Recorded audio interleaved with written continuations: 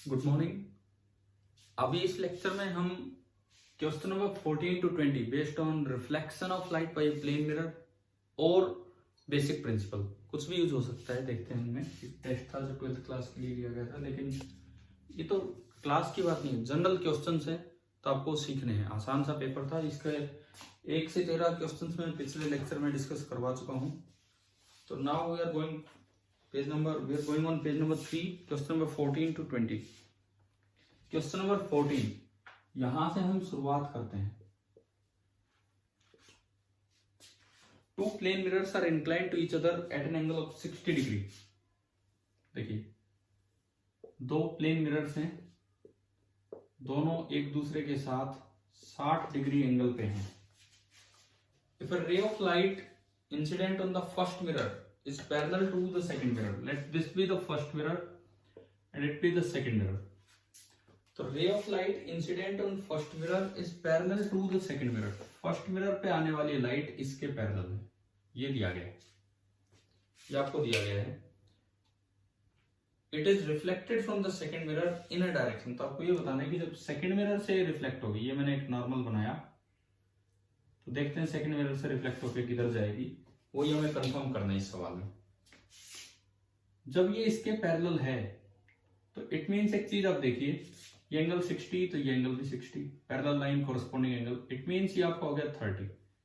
तो इस रे के लिए जो एंगल ऑफ इंसिडेंस है दैट इज 30 डिग्री। तो जो एंगल ऑफ रिफ्लेक्शन होगा वो भी 30 डिग्री ही होगा। जो इसके लिए जिधर भी ये जाएगी रे, जो एंगल ऑफ रिफ्लेक्शन है दैट इज ऑल्सो 30।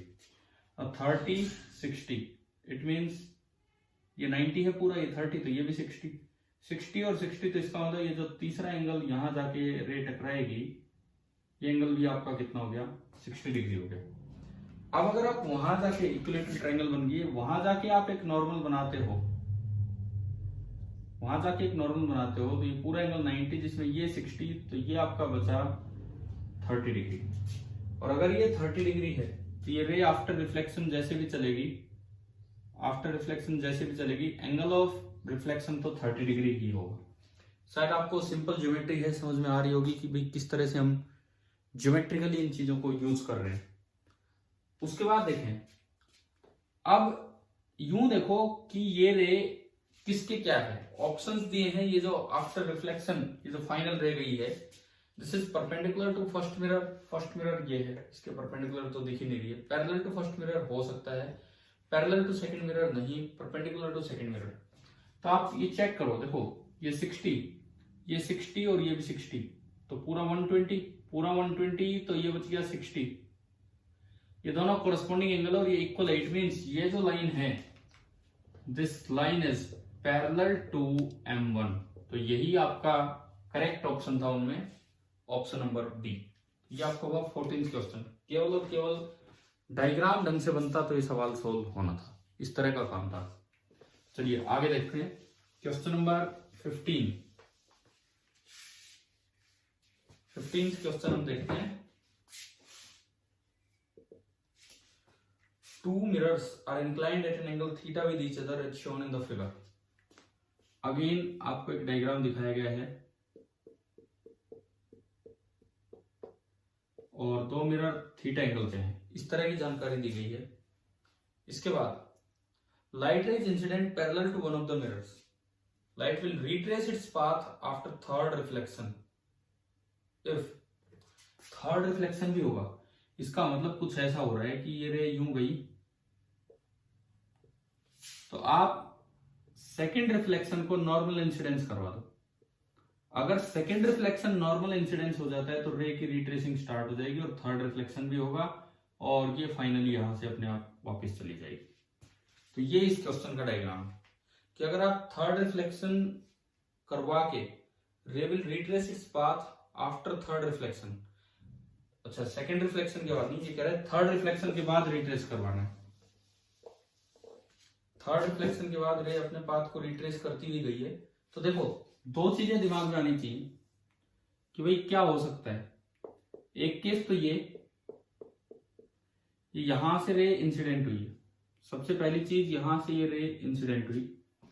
इसके बाद देखो ये एंगल ये वाला दिया है थीटा, ये जो हमें एंगल दिया गया है दिस इज थीटा, ये लाइन इसके पैरेलल है तो ये एंगल भी थीटा होगा, और अगर ये एंगल थीटा होगा तो ये आपका हो गया 90 डिग्री माइनस थीटा।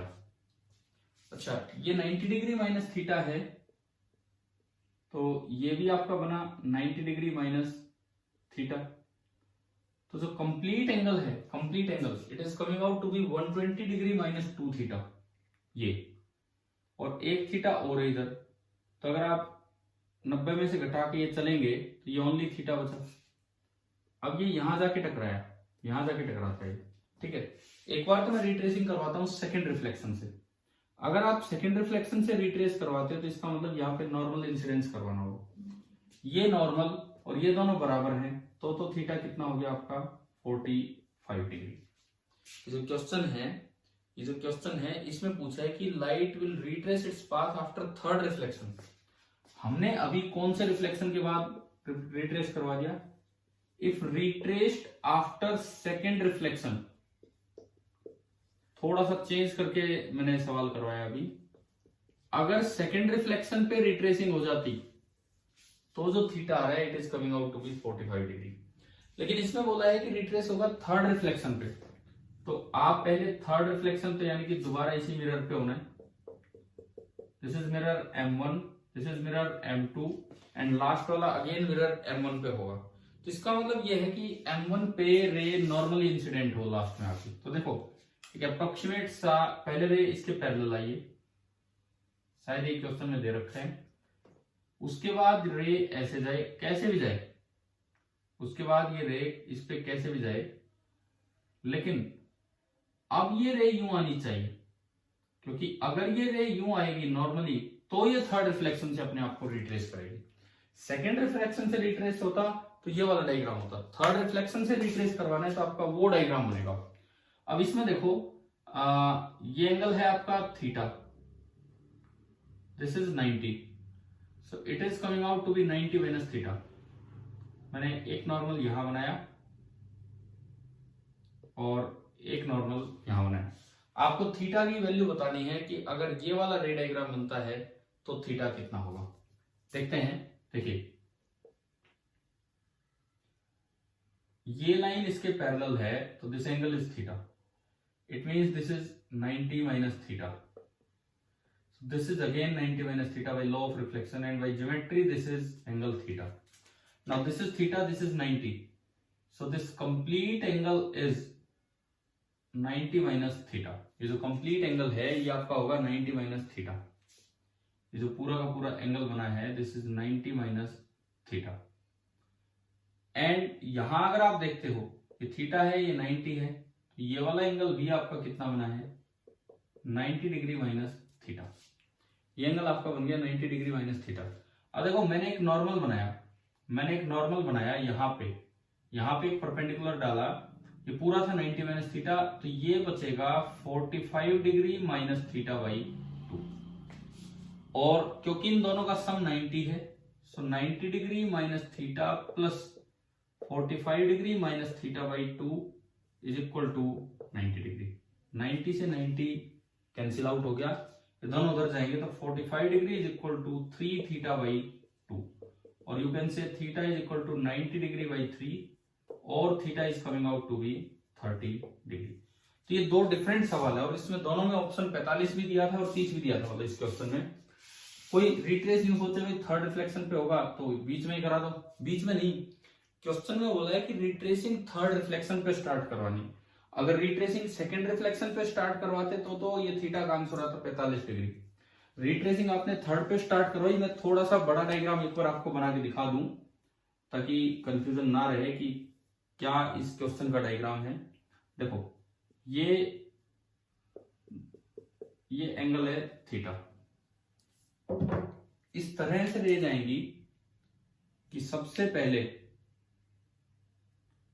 ये नॉर्मल आपने बनाया, रे जो है वो पहले के पैरेलल लेनी है, इसके पैरेलल यहां में दिया गया है, इसके पैरेलल, यानी कि this angle is also theta, so this is 90 minus theta, so this is again 90 minus theta. तो ये जो बचा दिस इज अवर थीटा। अब जब आप यहां पे नॉर्मल डालेंगे तो ये रे आफ्टर रिफ्लेक्शन ऐसे हो जानी चाहिए एंड थर्ड रिफ्लेक्शन पे ये रिट्रेस करेगी। अब ये परपेंडिकुलर, तो ये इसका डायग्राम, ये थीटा ये 90, तो ये 90 माइनस थीटा, तो ये भी बचा 45 डिग्री माइनस थीटा बाई 2, क्योंकि इंसिडेंस और रिफ्लेक्शन एंगल बराबर होते हैं, और ये भी इतना ही बच गया। अच्छा आप देखो ये 45 डिग्री, ये थीटा इधर, ये 90, तो ये बच गया 90 डिग्री माइनस थीटा, और इन दोनों का जो सम है नॉर्मल तक वो 90 होना चाहिए। तो मैंने यही इक्वेशन लिखी है, 90 minus theta plus 45 degree minus theta by 2 is equal to 90। तो मतलब इस सवाल में जो थोड़ा ध्यान देने वाली बात हो ये है, सेकंड रिफ्लेक्शन पे भी रिट्रेस करवा दे तो सवाल का आंसर चेंज हो जाएगा, और थर्ड पे रिट्रेस करवा दे तो कुछ और आंसर आएगा। चलिए हम क्वेश्चन नंबर 16 पे चलते हैं। सवाल नंबर 16,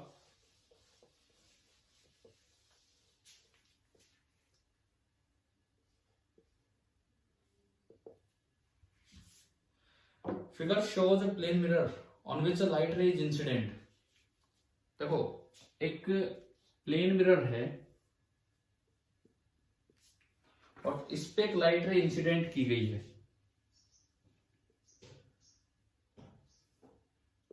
यूं, if the incident ray is turn by 10 degree, अच्छा ये जो एंगल दिखा रखा है 30 डिग्री दिखा रखा है। अगर इंसिडेंट रे को यूं एरो दे रखा है 10 डिग्री मतलब 10 डिग्री क्लॉकवाइज टर्न कर दिया, and mirror is turn 20 degree as shown, तो ये भी क्लॉकवाइज ही दिखा रखा है। तो आपको बताना है कि find the angle turn by the reflected ray. तो देखो हम एक चीज जानते हैं, अगर मिरर टर्न नहीं हुआ होता, केवल ये 10 डिग्री उधर होता, अभी जो रिफ्लेक्टेड रे है वो 30 डिग्री पे जा रही है, ये ओरिजिनल रिफ्लेक्टेड रे है। अगर मिरर टर्न नहीं हुआ होता, केवल ये 10 डिग्री उधर, तो इसको 10 डिग्री इधर आना पड़ता। अगर केवल और केवल इसको 10 डिग्री करते तो ये तो 10 डिग्री तो इसकी वजह से एंटी क्लॉकवाइज, और मिरर 20 डिग्री क्लॉकवाइज है, तो हम जानते हैं कि रिफ्लेक्टेड रे उससे 2 गुना चलती है, यानी कि रिफ्लेक्टेड रे 40 डिग्री क्लॉकवाइज चलती है, यानी कि इस टर्निंग की वजह से तो वो आती 10 degree anti clockwise, and mirror के टर्निंग की वजह से वो आती 40 डिग्री क्लॉकवाइज। तो आप देख सकते हैं कि जो नेट टर्न होगा वो इधर की तरफ बचा है, and that is 30 degree clockwise. तो ये आपका आया 30 डिग्री क्लॉकवाइज, जो इसका ए ऑप्शन है। This is our question number 16। अब आते हैं सवाल नंबर 17 पे। 17th क्वेश्चन हम देखते हैं। देखिए plane mirrors do lateral inversion, आपको पहले ही बता दिया कि प्लेन मिरर में लेफ्ट का राइट दिखता है, राइट का लेफ्ट दिखता है। अब ये दिखता है कि एन अनंबर्ड वॉल वो होती है जिसमें कई ऐसी दीवार घड़ियां आती है जिनमें नंबर नहीं लिखे होते, बस डॉट लाइन सी लगी है, अपने आप हिसाब लगाओ कि कितने बजे कितने नहीं बजे, इस तरह का। तो इट शोज टाइम 4:25 और 37 सेकेंड। देखो जो ओरिजिनल घड़ी है उसमें आपको दिख रहा है 4 बज के, देखिए ये 3, ये 4, ये 5, ये 6, 7, 8, 9। अब जब टाइम आपको दिखाया गया है दैट इज 4:25, तो 4 से कुछ आगे होगी, ये जो हमारी सुई है जो आर एंड होगी वो 4 से कुछ आगे होगी आधे की तरफ। ये 25 मिनट, तो मिनट वाली सुई 25 मतलब यहां कहीं होगी, थोड़ा सा आगे बस लगा लो। और 37 सेकेंड वाली जो सुई है 37 कहां गया, 35 से भी 2 आगे। सेकेंड वाली सुई टिक टिक टिक टिक करते ऐसे चलती रहती है, तो ये आपकी सेकेंड, ये आर एंड, ये मिनट एंड, और ये सेकेंड एंड। लेकिन जब आप इसकी इमेज देखेंगे, जब आप इमेज देखेंगे तो देखो कैसी नजर आएगी, सुनिए। Plane mirror do lateral inversion, वो लेफ्ट का राइट कर देता है, राइट का लेफ्ट कर देता है, यूं होगा, सामने घड़ी होगी, तो जब उसकी इमेज दिखेगी। और अननंबर्ड वॉल है, अननंबर्ड वॉल है, कोई नहीं हम नंबर लगा लेते हैं। वो 3 इधर हो जाएगा, 9 इधर हो जाएगा, 6 तो यही रहेगा, 4 इधर हो जाएगा, 5 इधर हो जाएगा, और ये 7 इधर हो जाएगा और 8 इधर हो जाएगा। इस तरह का हो जाएगा।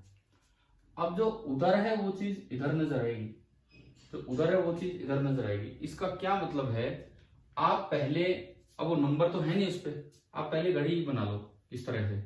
4 और 5 के बीच में आर एंड, तो 4 और 5 के बीच में देखिए ये 4 और 5 वाली लाइन है, तो 4 और 5 में 4 की तरफ आर एंड है, तो 4 की तरफ ये आपकी आर एंड, और 5 से जरा सा आगे मिनट एंड है, तो 5 से जरा सा आगे आपका ये मिनट एंड, ये आर एंड। और सेकेंड एंड जो 7 और 8 के बीच में थी, तो ये उधर चली जाएगी 7 और 8 के बीच में, 7 और 8 के बीच में उस साइड ये आपकी सेकेंड हैंड होगी। लेकिन अब नंबर्ड है नहीं, नंबर्ड वॉल है नहीं, तो आप जब अपने आप अंदाजा लगाओगे तो हमारे दिमाग में क्या आता है कि ये 3 है, ये 4 है, ये 5 है, ये 6 है, ये 7 है और ये 8 है। तो अब देखो आर एंड जो है वो 7 और 8 के बीच में है, मिनट हैंड थोड़ा पहले है, 7 से थोड़ा पहले, 7 से थोड़ा सा पहले, और जो सेकेंड हैंड है वो 4 और 5 के बीच में। तो आर एंड कितना टाइम दिखा रही होगी, आर एंड कितना टाइम दिखा रही होगी, देखो 7 से आगे 7 ही बजते चलते हैं, 8 पे जब तक नहीं आती। तो ये पहले मैं इधर वाला टाइम देखता हूं। इधर वाला टाइम क्वेश्चन में दिया गया है 4:25:37, 4:25:37। अब देखो ये तो जब तक ये आर एंड 8 पे ना पहुंच जाए 7 बज के कुछ मिनट ही नजर आते रहेंगे, तो ये आपका 7 ही बजा रहेगा, ठीक है। अब जो मिनट हैंड है वो 6 और 7 के करीब है, ना सॉरी 7 के करीब है। 7 पे अगर मिनट हैंड होती है तो 35 होती है, 35 से जस्ट 1 मिनट पीछे लगा लो, क्योंकि ये 25 से थोड़ा सा आगे थी, तो 35 से एक पीछे, तो ये आपका चलेगा 34। सेकेंड हैंड, इसमें जो सेकेंड हैंड है वो थी 37 पे, तो उधर जो सेकेंड हैंड है 37 का मतलब 7 से 2 आगे और 8 से 3 पीछे, 7 से 2 आगे 8 से 3 पीछे, तो यहाँ 5 से 2 उधर, 4 से 3 उधर, तो 4 से 3 उधर, ये आपका 23, यानी कि ये टाइम आपको नजर आएगा। और डायरेक्ट ही अगर लिखना होता तो आप जो टाइम इंसिडेंट है उसको आप 12 में से घटा लेते, 4, 25, 37, मान लो आपने घटाया होता, 10 में 7 गए 3।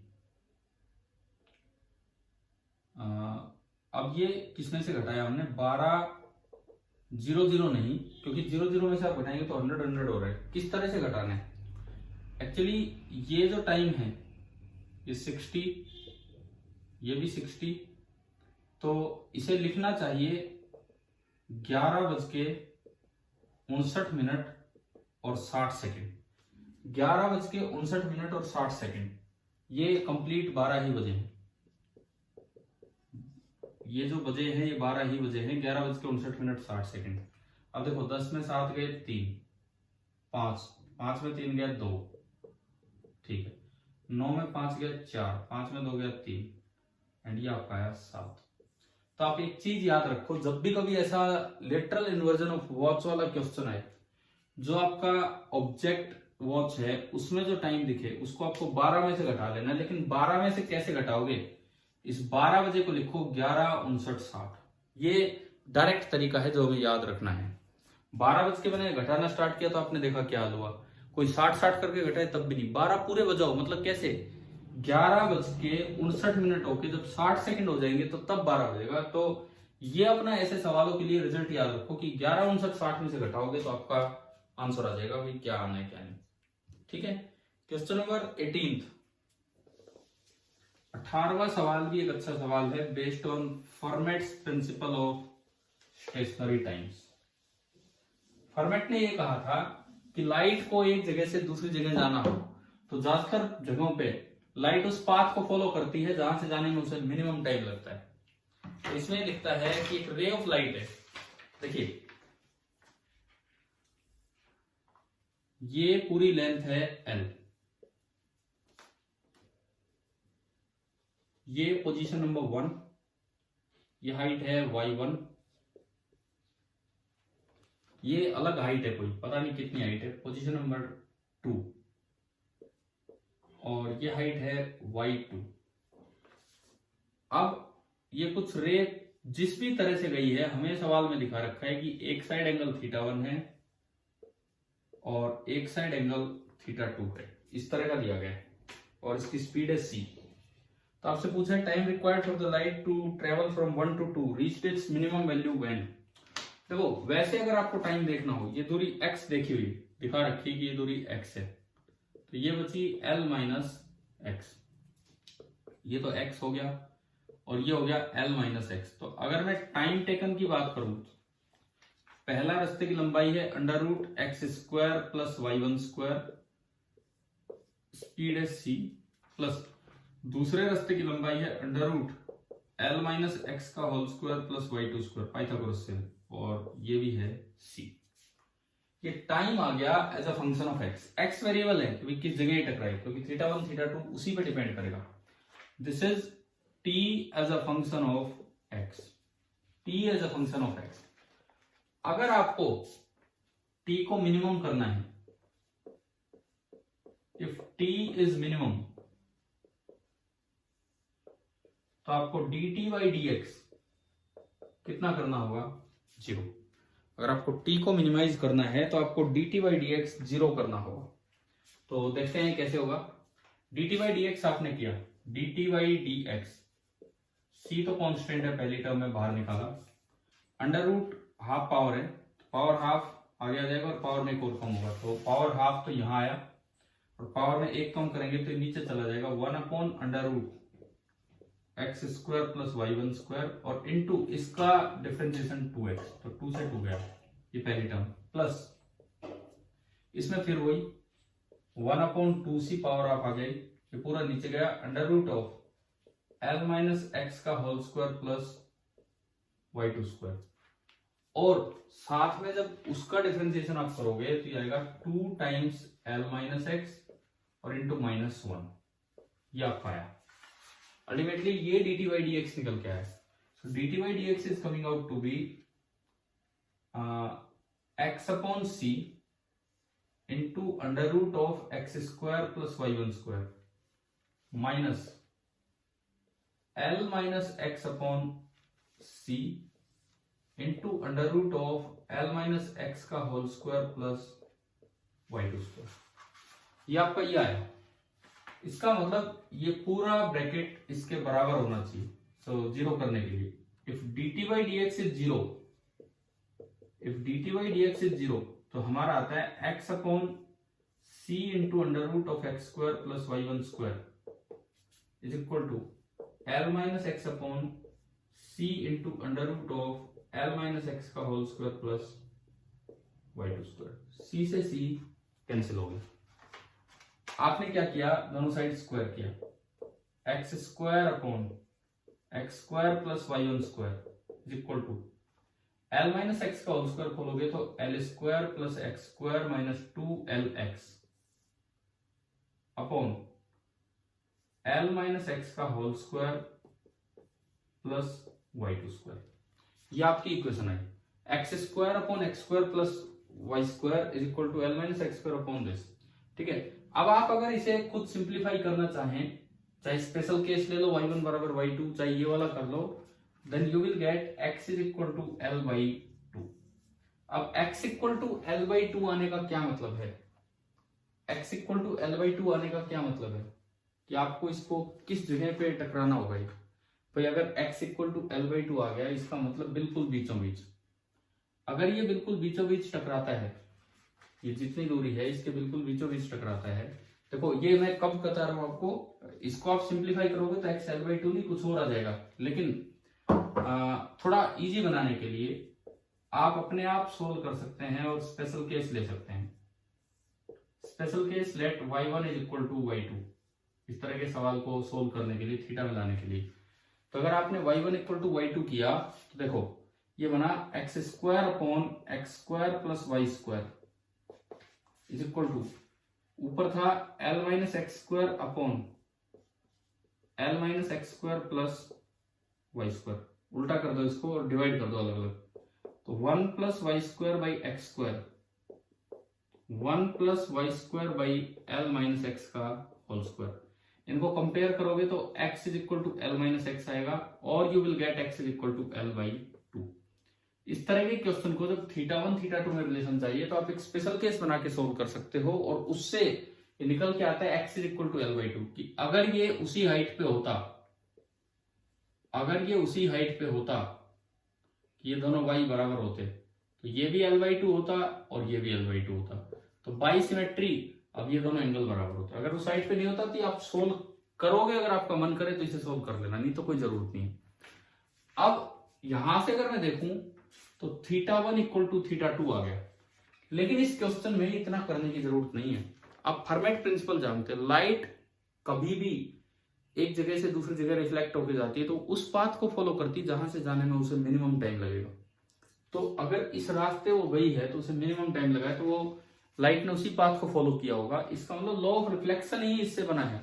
तो अगर आप लॉ ऑफ रिफ्लेक्शन निकालोगे तो angle of incidence is equal to angle of reflection, तो आप सीधा बोल सकते हो θ1 इज इक्वल टू θ2। नहीं तो क्या होगा, इतना बड़ा क्वेश्चन है, पहले करो, इससे फिर ये तो मैंने स्पेशल केस बना के करवा दिया। नहीं तो आप यहां से x निकालोगे, फिर उनसे θ1 θ2 में रिलेशन देखोगे तो वो दोनों इक्वल आपको मिलेंगे। इस तरह से हमें करना पड़ता है।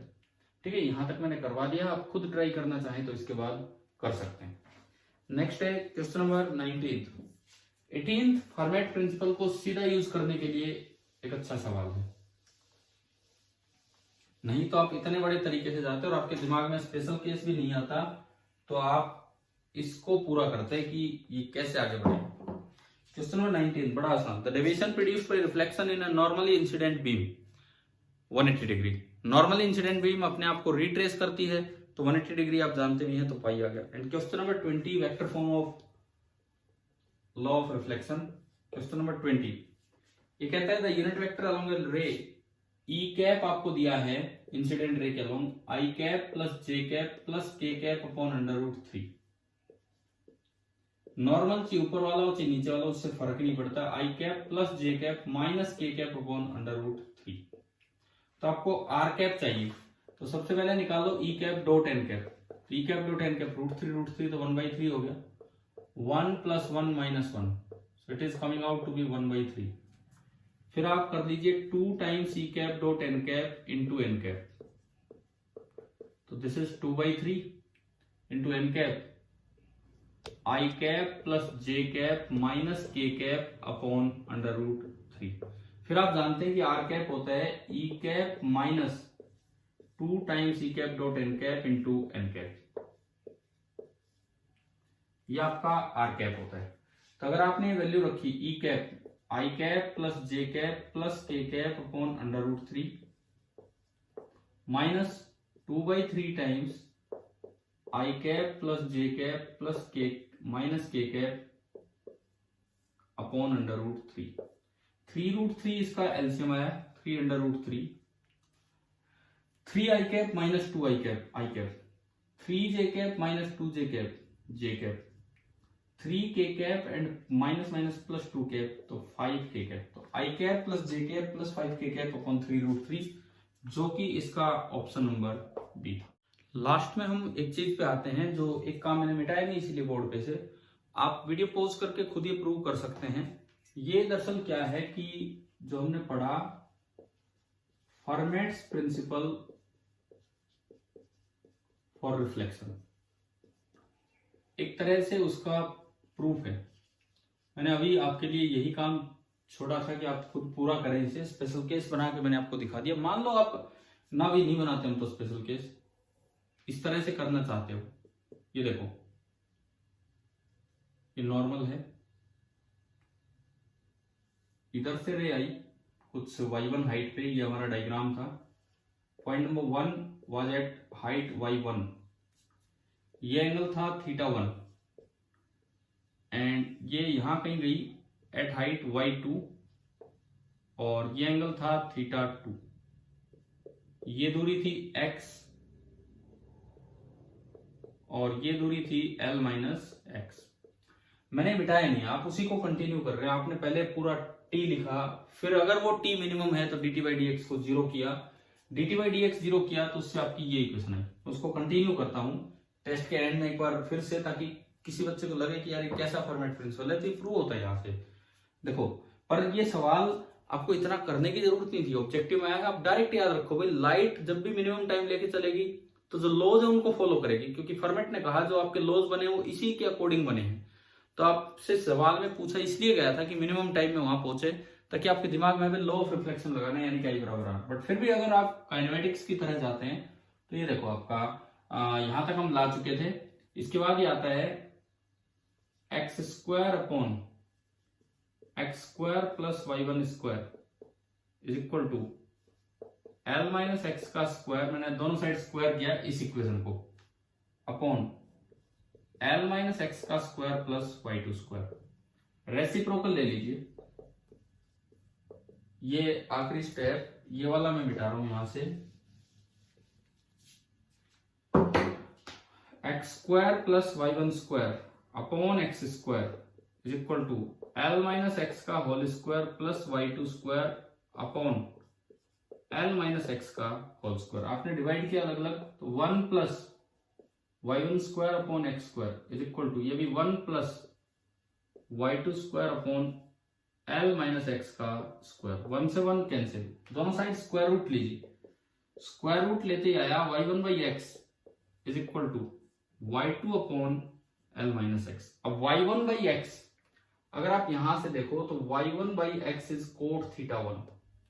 इस ट्राइंगल से अगर आप देखते हो तो y one by x is cot of theta one, और y2 अपॉन l minus x is cotangent of theta two, और you can say theta one is equal to theta two. तो अगर आप काइनेमेटिक्स के तरीके से जाएं तो ये इसका प्रूफ है, या यूं कहिए फॉर्मेट प्रिंसिपल का प्रूफ है कि अगर लॉ ऑफ रिफ्लेक्शन वैलिड हो रहा है तो इसका मतलब लाइट ने उस पाथ को फॉलो किया है जहां से जाने में उसे मिनिमम टाइम लगा है। तो शायद ये पॉइंट समझ में आ गया होगा। इस पेपर का ये एक अच्छा सवाल था, ये फॉर्मेट प्रिंसिपल वाली बात को समझाने के लिए, और एक तरह से हमने उसे प्रूव कर दिया कि कैसे होगा। ठीक है, थैंक यू।